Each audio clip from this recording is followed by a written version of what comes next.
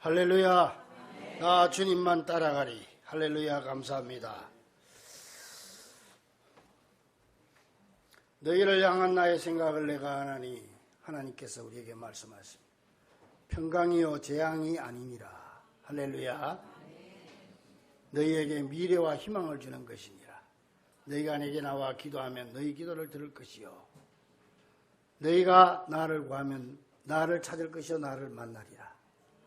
오늘 주님 만나고 돌아가는 여러분 되기를 간절히 축원합니다. 저 서울 용산의 삼각지 뒷골목에 가면은 옛집이라고 하는 흐름한 국수집이 있습니다.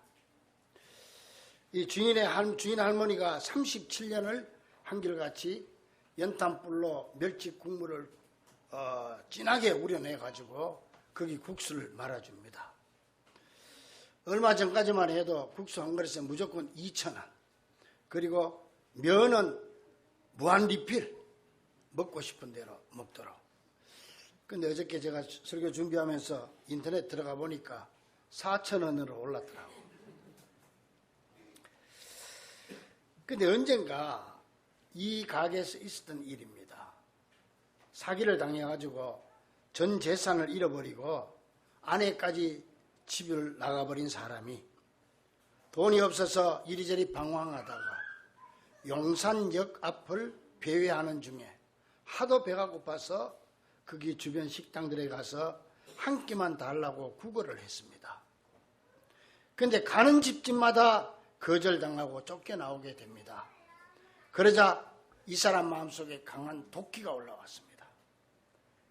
그래서 내가 이놈의 식당들 전부 휘발유 뿌려가지고 불태워버려야 되겠다. 이래 작정을 합니다. 그리고는 마지막으로 보니까 앞에 그 옛집 국수집이 보이는 거예요. 그래서 거기 할머니 국수집 들어가가지고 분노에 찬 모습으로 씩씩거리면서 앉아서 국수 한 그릇 주세요. 그 국수 한 그릇 가져왔습니다. 이걸 다 먹었습니다. 허겁지겁 먹으니까 이 할머니가 그 국수 그릇을 확 뺏어가지고 가는 거예요.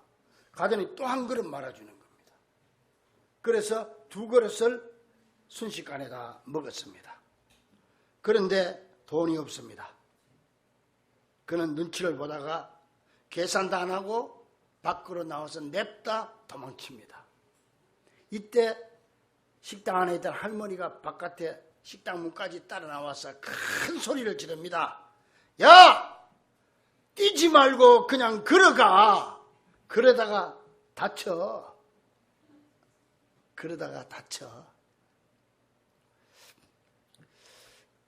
저는 이거를 보고 이 할머니가 예수 믿는지 안 믿는지 난 그걸 몰라도 정말 우리 예수 믿는 사람들의 마음속에 너무 많은 걸 생각나게 했습니다.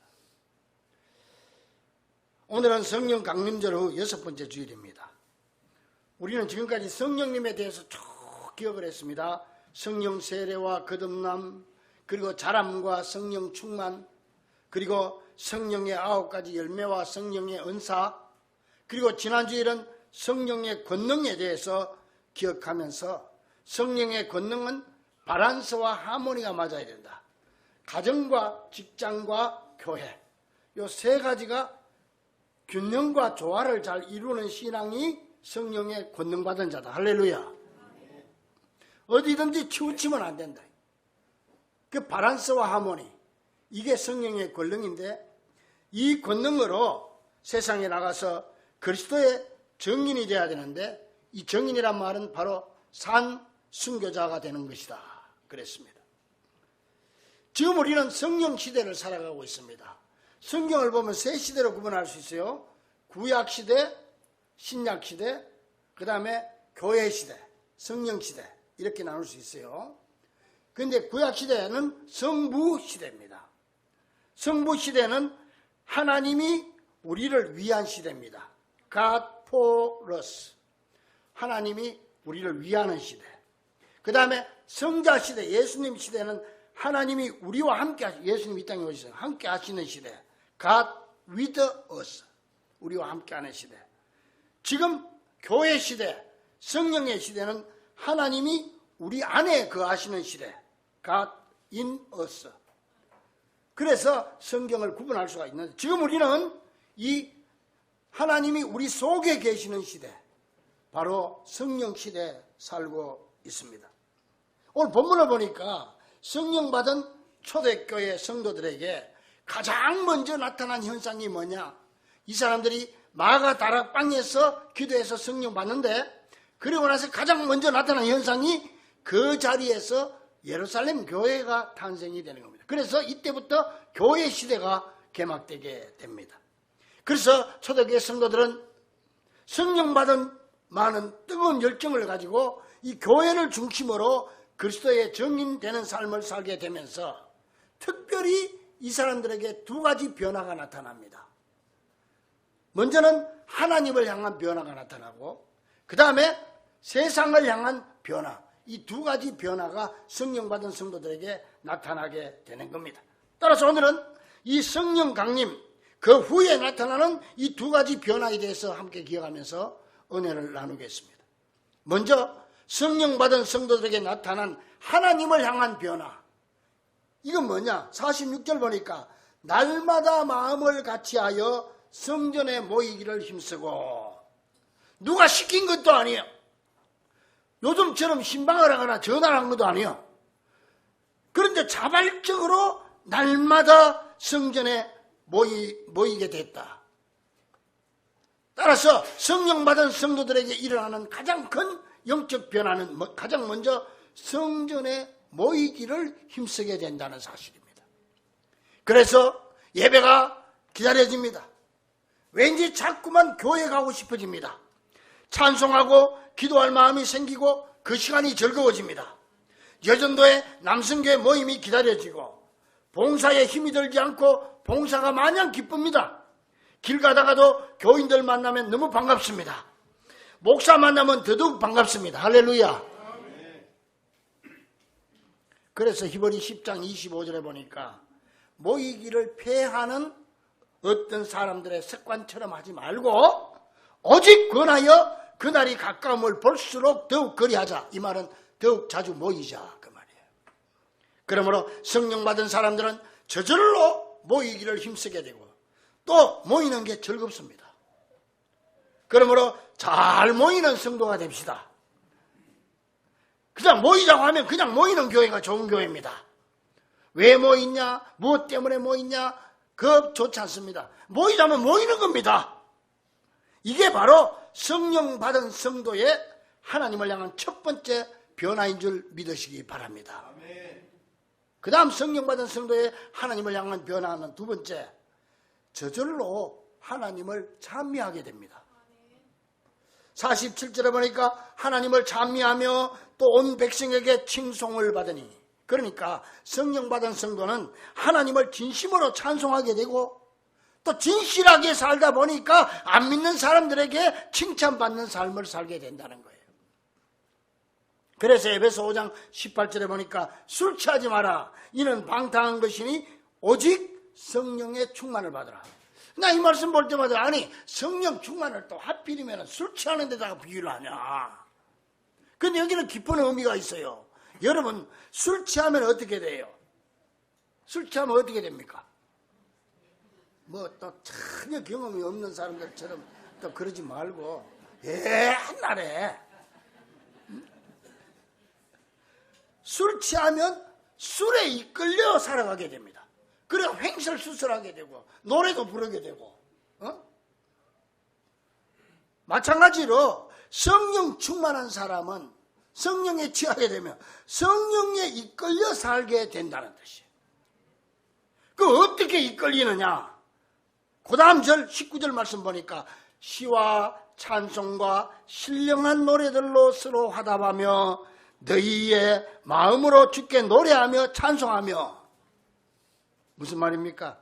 성령 충만한 성도는 저절로 찬송이 넘치고 찬양이 끊어지지 않는다는 거예요.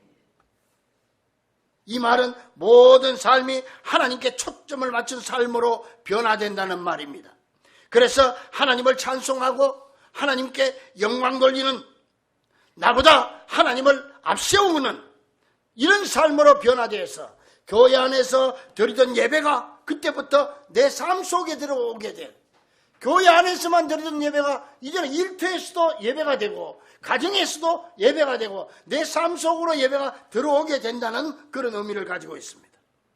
이렇게 성령 받은 성도는 먼저 하나님을 향한 변화가 일어나고 이제 이 변화가 하나님을 향한 변화가 세상을 향한 변화로 이어지게 되는데 이게 연결이 되는데 세상을 향한 변화는 뭐냐? 첫째로 변화가 다른 사람들, 인간관계에 대한 인식이 달라진다는 거예요. 인식의 변화. 사실요, 성령 받기 전에 제자들은 서로 시기 질투하고 서로 높아지려고 하는 사이였지. 그러니까요, 불과 얼마 전, 예수님이 십자가 지기 불과 얼마 전에 지금 예수님은 십자가 때문에 고민하고 계시는데 이 예수님을 따르던 12제자는 3년 동안 예수님과 숙식을 같이 하면서 훈련받았음에도 불구하고 예수님의 마음은 전혀 아랑곳하지 않고 서로 높아지려고 시기하고 질투하는 거예요. 그러니까 교육으로는 신앙이 완성될 수가 없는 거예요. 여러분, 그래서 막 그 부모들까지 동원해, 엄마까지 동원해가 치맛바람이 일어나는 거예요. 그래서 여러분, 치맛바람이, 최초의 치맛바람이 성경에 나와. 마태복음 20장 20절에 보면 인류 최초의 치맛바람. 예수님의 제자 야고보와 요한의 어머니가 예수님 앞에 와가지고 예수님, 내 이 두 아들에게 주의 나라가 임할 때에 하나는 주의 우편에 하나는 주의 좌편에 앉게 하소서. 이게 치맛바람 아니요. 한 사람은 우의정, 한 사람은 좌의정 시켜주십시오. 그러니까 그 얘기를 듣던 옆에 다른 제자들이 어떻게 되겠어요? 네? 그래가 기분 나빠가지고 성경에 보니까 그 두 형제에 대하여 분이 여기거늘 분이 여겼다. 그런 모습을 본 예수님, 지금 십자가를 지금 생각해야 되는데 이 제자들의 이런 모습을 보니까 참 예수님이 기가 막혀가지고 뭐라고 하신지 아세요? 야, 누구든지 크고자 하는 자는 자기를 섬기는 자가 되고 너희를 섬기는 자가 되고 누구든지 어떠함이 되고자 하는 자는 너희의 종이 되어야 하리라. 바로 이랬던 사람들이 이 제자들이에요. 그런데요, 성령 받고 나니까 그 다음에 완전히 생각이 바뀌어가지고 서로에 대한 인식이 바뀌어졌어. 이제는 서로가 낮아지겠다고, 우리 모두 함께 살자고, 응? 그러면 서로가 야, 우리가 남이가, 그러면서 하나됨이 나타나고 서로를 이해하고 높여주는 인식의 변화가 일어나고 있는 거예요. 그래서 44절 보니까 믿는 사람이 다 함께 있어. 46절에 날마다 마음을 같이하여. 그러니까 이제 여기서부터 함께라는 말과 같이라는 말이 나오게 되는 겁니다. 이게 바로 성령 받은 성도에게 나타나는 변화된 삶의 모습인 줄로 믿으시기 바랍니다. 그래서 예수님께서는 성령의 하나 되게 하신 것을 힘써 지키라고 하시면서 그 마음 흔들리지 말 것을 말씀하고 있는 것입니다. 여러분, 죽으면 죽으리라고 하는 책을 쓴 안희숙 여사 알지요? 안희숙 여사 책 가운데 보면은 그럴 수도 있지, 그런 책이 있는데 그 책 속에 그럴 수도 있잖아요, 이런 글이 있습니다. 이렇습니다. 못생기고 모양 없다고 흉보지 마세요. 그를 지으신 분이 그렇게 만드신 것일 테니까 그럴 수도 있잖아요. 화 잘 낸다고 나무라지 마세요. 일 때문에 피곤하고 신경이 늘어지면 그럴 수도 있잖아요. 늘상 늦는다고 수군거리지 마세요. 일이 많아 바쁘다고 전화 통화를 하다 보면 그럴 수도 있잖아요. 쭉 나가다가 마지막에 이렇게 말합니다. 세상 만사는 모두 이유가 있기 마련이죠. 세상 만사는 모두 그럴 수도 있기 마련이죠. 그럴 수도 있지. 이해하는 습관은 행복을 만드는 신호랍니다. 그래서 로마서 12장 15절에 보니까 즐거워하는 자들로 함께 즐거워하고 우는 자들로 함께 울라고 한 것입니다. 이것이 성령 강림 그 이후에 변하여 성령의 은혜인 것입니다. 한 교회 다니는 집사님들이 계셨습니다. 그런데 그날 마침 김 집사는 낚시하러 갔습니다. 주일날. 그래 목사님이 예배 끝나고 인사하는데 김 집사가 안 왔거든. 근데 그 김 집사하고 제일 친한 사람이 최 집사야. 그래 최 집사한테 최 오늘 김 집사 안 보이네. 그랬더니 어디 갔어? 그랬더니 이 최 집사가 하는 말이 머리를 긁으면서 목사님 오늘 김 집사 낚시 갔습니다. 이러는 거예요. 그러니까 목사님이 화가 났어. 그래가 최 집사 듣는데 아니 집사가 주일날 낚시를 가? 다리 목록이나 분질러져 버려라. 그래 버렸어. 그래 놓고는 아이고 내가 말을 잘못했구나. 근데 말은 나가버렸어. 이 김 집사가 제일 친한 사람이 최 집사인데 이 김 집사 또 성질이 또 불같은 성질. 이 사람이 별명이 베드로 집사예요. 근데 이게 김 집사 귀에 들어가면 큰일 났어. 아무리 목사지만 잘못한 거 아니고 그래. 그래 그냥 후회하고 있는데 뭐 말은 나가버렸지. 저녁 예배 끝나고 집에 들어왔어. 아니나 다를까 옷을 벗는데 전화가 때려왔어. 여보세요. 목사님 나 김 집사입니다. 아이고 벌써 들어갔네. 벌써 들어갔어. 그래서 그래요 왜요 그랬더니 나 목사님 지금 당장 목사님 좀 만나야 되겠습니다. 이런 거예요. 아이고 얼마나 화가 나서 지금 당장 만나자 할까. 그래서 지금 뭐 내가 피곤해서 내일 되면 또 좀 화가 좀 식을까 싶어. 그랬더니 아닙니다 나 지금 가려합니다. 그러고 딱 끊어버리네. 아이고. 그래가지고 다시 옷을 입고 있으니까 띵동해서 문 열어주니까 이 김집사가 사과를 또 한 박스 사가지고 왔어요. 그래서 이게 날 먹여놓고 잡으려는가 보다. 그래 들어라 그래서 응접실에 앉으니까 사모님은 겁이 나가지고 당신이 목사가 왜 말을 조심 안 한다고. 그래서 저짝방에 숨어가지고 이래 듣는 거야. 그 김집사가 앉아가지고 기도를 탁 하고 나더니 탁 뜨더니 목사님 목사가 완전히 그냥 죄인이죠. 예. 목사님 나 오늘 낚시 간 거 아시죠? 예. 얘기 들었습니다. 그 최 집사한테 물어봤다면서요. 예. 그러니까 목사님이 최 집사 보고 그랬다면서요. 예? 그러니까. 아니, 우리 김 집사가 그런 데 갈 사람이 아닌데. 주의를 콕 지키는 사람인데. 오죽 했으면 갔겠냐. 날씨도 안 좋은데 사고나 없이 잘 다녀왔으면 좋겠구만. 그랬다면서요. 그 목사님 듣다가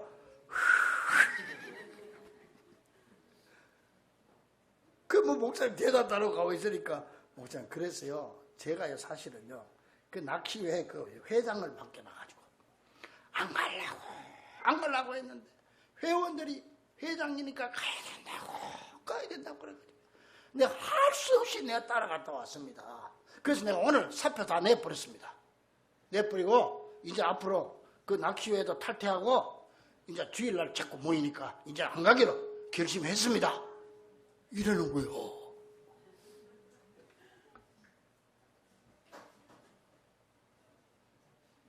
따라합니다. 최 집사님이 성령으로 변화된 사람이구나.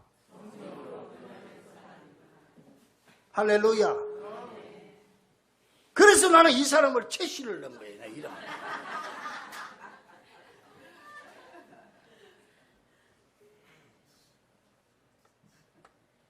여러분, 성령의 역사는 변화되는 역사인 것입니다. 성령 받으면 반드시 변화되어야 되는 겁니다. 따라합니다. 신앙은 변화되어야지 변질되면 안 됩니다. 변질되면 안 됩니다. 그래서 성령 받은 초대교회 성도들은 46절에 날마다 마음을 같이하는 아름다운 모습으로 차츰차츰 변화되어졌다는 말입니다. 이게 바로 성령 강림 그 이후에 오는 세상을 향한 첫 번째 변화고, 둘째로 물질에 대한 인식이 달라집니다. 인간관계에 대한, 사람에 대한 인식이 달라지고, 그 다음에는 물질에 대한 인식이 달라집니다. 여러분, 세상은 거의가 다 이 물질 때문에 다툽니다. 물질은 친구 간에도 원수가 되게 하고, 부모 자식 간에도 사이를 갈라놓고, 형제 간에도 소송하게 만드는 요물입니다. 그래서 잠언 17장 1절에 보니까 많은 떡 한 조각만 있고도 화목한 것이 제육이 집에 가득하고도 다투는 것보다 나으니라. 믿습니까? 뿐만 아니라 여러분, 복음서 그러면은요, 마태복음, 마가복음, 누가복음, 요한복음, 사복음을 복음서라고 그랬는데 제일 중요하잖아요. 예수님 행적이 기록이 됐잖아요. 이 복음서의 6분의 1이 돈과 그 위험에 대한 기록이라는 사실을 여러분 압니까? 그런데 이 초대교회 성령 받은 성도들은 이 점에 대해서 완전히 변화된 것입니다. 그래서 44절에 보니까 모든 물건을 서로 통용하고, 45절에 또 재산과 소유를 팔아 각 사람의 필요를 따라 나누어주며, 한마디로 네 것 내 것이 없어진 거예요. 그래서 물질은 필요의 대상이지 사랑의 대상이 아니라는 사실을 깨닫게 되고, 이제 다 하나님의 것이고, 내가 가진 모든 것이 하나님을 위해서라고 하나님이 내게 맡겨주신 달란트다. 그래서 지금까지는 내가 물질의 주인인 줄 알았지만 이제는 나는 물질의 청지기다. 그래서 지금까지는 내가 끌어안기 위해 몸부림쳤지만은 이제는 비우기 시작하고 나누기 시작하면서 비움이 채움이라는 진리를 깨닫고 실천하게 되는 것입니다. 자, 이렇게 초대교회가 변화하니까 당시 그 사람들의 모습을 본 주변 사람들이 한결같이 깜짝 놀란 거예요. 43절에 사람마다 두려워했고, 5장 11절에 온 교회와 이 일을 듣는 사람들이 다 크게 두려워하니라.